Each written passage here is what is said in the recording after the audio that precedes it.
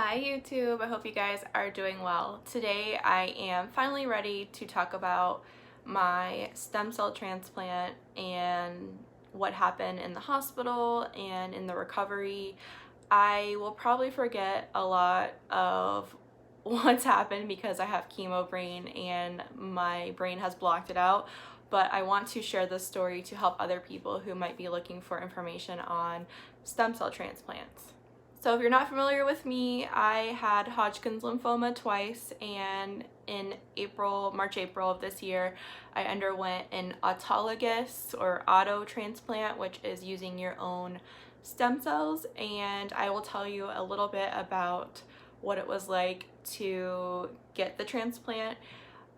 Basically, to sum up the week before you get a transplant, I was inpatient getting chemotherapy, and it's like 6 or 7 days of chemotherapy. The regime that I had is called Beam. I can't remember every drug that was in it, but you can Google Beam chemotherapy. If you have any questions about specific drugs, you can leave them below. The worst drug that you get is called melphalan, which is the M, and you get it the day before your transplant. And this is the drug that basically tears up your entire mouth, digestive system, digestive tract, everything. It does not hurt when you get the drug. I was thinking that when I got it because I've heard horror stories. It doesn't make you immediately throw up or anything like that. It basically affects you days later is when the bad effects of it come. You do have to chew on ice or popsicles during the time you get the infusion to try to minimize mouth sores. I did suck on ice because they tried to give me popsicles, but honestly I was like, that's gonna be disgusting, the flavor of it, if you have to do it for 2 hours. So I did ice. I did not swallow the ice because it was making me feel nauseous to swallow water constantly, and I do regret that because I didn't swallow the ice, I had some really bad effects from melphalan, which I will talk about in this video.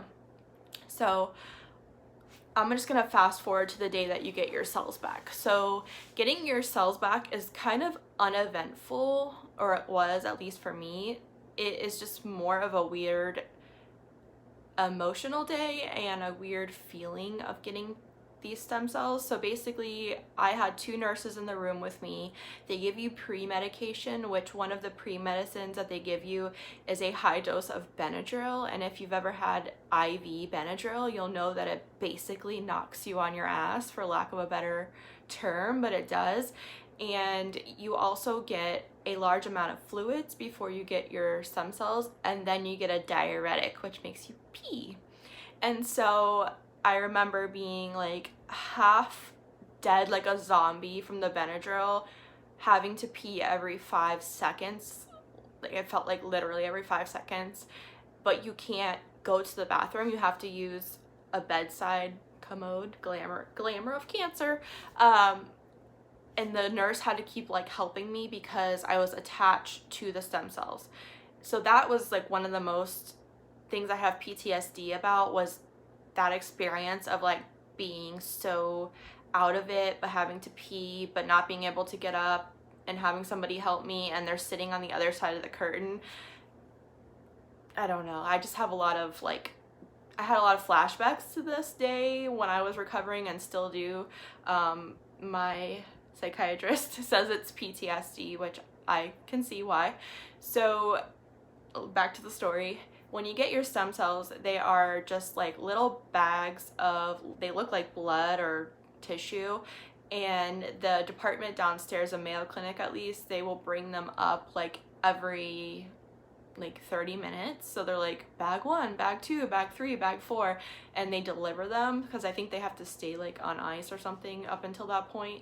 There is a preservative inside of the stem cells that makes you smell bad. It makes you smell all different things, like soup, tomato soup, garlic. You can't really smell it as the person because it's your own stem cells, but other people can. And so when doctors and nurses and everything come in for days after, they'll be oh, fresh transplant, That's another thing that is really disgusting to me when I forgot about that detail. It makes me want to throw up. But you can smell, like when other people get transplants when you're in the transplant floor, you can smell that smell and it seeps through the vents, which is really gag. So that smell lasted for me about a week or something like that. So you get the bags, you're just very tired on this day. You're not really sick. Like some people get really fast heartbeats, some people start coughing like a dry cough. I didn't experience that. It really was uneventful, other than the fact that I really just felt really yuck. That day was a very emotional day too, because when you're getting a transplant, you do a lot to lead up to that day, and a lot is riding on that. So it feels like your chance to live. And so the emotions that came behind that day, I was kind of surprised about. Like I thought maybe it would just be like a happy occasion in a way, but for me, I cried a lot. I was thankful I have a psychologist, like that's an oncology psychologist at Mayo. He actually came by my room on the day of my transplant and had a long conversation with me, and I was thankful for that. I was able to have my husband with me in the hospital. Thank God. He was one of the last caregiving people that was allowed, because during the time of my transplant, coronavirus really spiked in Florida, and they shut the whole state down, and they were not allowing any visitors or anything at the hospital. But he was one of the last people, and he was only allowed because he was a caregiver for someone getting a transplant. But we had so many occasions where he was being held downstairs, not allowed back up, because he had to go back to our Airbnb, shower, kind of take care of himself too. And every time he came back, it was an issue. Security would stop him. Even at one point, we had to have the nurses from this oncology floor go down, and they actually got like in a fight with the people down there for security. And so it was really stressful to me, thinking like every time he leaves, he's not going to be able to come back. And he was upset. He was afraid of leaving at some points because he didn't want to get kicked out. And literally, like constantly, there was a message, no exaggeration, like at one day there was a message every 30 minutes. It was like, there will be no visitors allowed. Get out by this time. There will be no visitors allowed. And so we kept like confirming, like, can he stay? Can he stay? And thankfully, the whole time he was able to stay. So my grand plan in this transplant was to have an outpatient transplant, which meant that I would have the chemotherapy inpatient in the hospital, and that I would have the recovery time outpatient, but have to come to the hospital every day, get medication, and then go back to the Airbnb. So I was released the day that I had my cells back. I went back to the Airbnb. I was extremely exhausted. I was nauseated. I had zero energy. I had terrible vertigo. I remember like trying to take a bath, and then I would almost like want to pass out in the bath, and then I would be nauseous laying on the bed, just like not even enough energy honestly to get dressed. And so we were monitoring my temperature like every 2 hours or so. And on the second day after going, like I was going into the hospital every day to get like potassium, nausea medicine, etc. I was so tired and so weak and sick that I had to have a wheelchair. Like that's how tired I was, and how like just torn down. I mean, they bring you to zero literally, and you're reborn when you get your cells. So I had to have a wheelchair. I couldn't walk. I remember thinking like, this is crazy. Like I don't know what I got myself into. And so on the second or third day, I had a fever and it wasn't going down, and I called the on-call doctor, and they told me I had to go back to the hospital ER. But I was told specifically when I left the hospital that if I had to go to the ER, I was to basically pull up in our car, tell them I was a stem cell transplant, and I wouldn't have to go through the ER. I would be direct admitted back to the oncology floor, because there was coronavirus patients there. And if I caught coronavirus, I would die because I had no immune system. But when I got to the ER, that was out the window. The people at the ER tried to get me to come sit in the ER. They tried to examine me before readmitting me.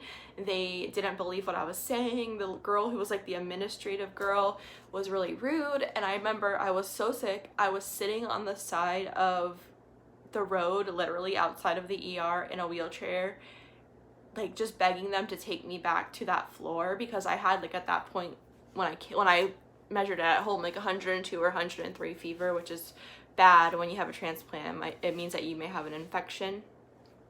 So I remember I finally just told my husband, like, call up to that floor directly. And when we did that, like an hour or so later, the charge nurse from that oncology floor came down and took me immediately. I still had to go through the ER, like being pushed in a wheelchair, but at least I stood up for myself and I was like, I'm not sitting in the ER, I'm not being examined in the ER. Like, hell no, not when you have coronavirus patients there.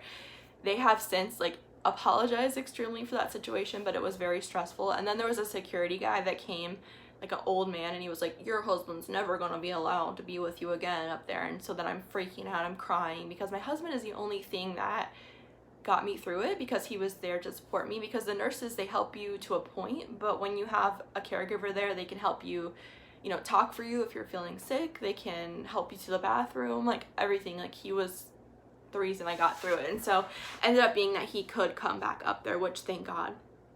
So when I got readmitted, I didn't have a fever anymore, of course, but for the days that were coming, I was really happy that I went back to the hospital, because I was the most sick I've ever been in my life. Like, I would basically just continually throw up until they gave me a IV like nausea drug called Amend, and I got that like every 3 days, and I would basically beg them for Amend, because if I didn't have Amend, I would just continually throw up and feel terrible. So they gave me that.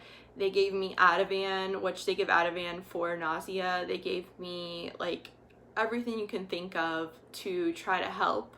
A lot of people say, this is TMI, but a lot of people say when you have a transplant, like, you should like basically bring like Depends with you, because like you have a lot of gastro problems. And I thankfully didn't have like that issue where I like would need a diaper, but I had a lot of like problems, because it's like your whole gastrointestinal system is destroyed. And so the main symptom that I had from the melphalan was, because I didn't swallow the ice, I had torn up my entire digestive tract. It was the worst pain I've ever felt in my life. My chest was like on fire. No matter what I ate, like, or tried to eat or drink, it was the most terrible pain. So bad that I tried to get morphine.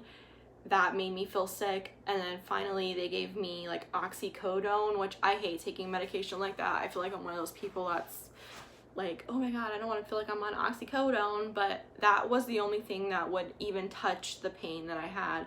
I remember like days 7, 8, and 9 were the worst days for me. I had gotten put on IV medication only, and so I can no longer swallow pills. I just kind of laid there. I kind of gave up in those few days, like, as far as like, this shit sucks. I feel like I'm gonna die.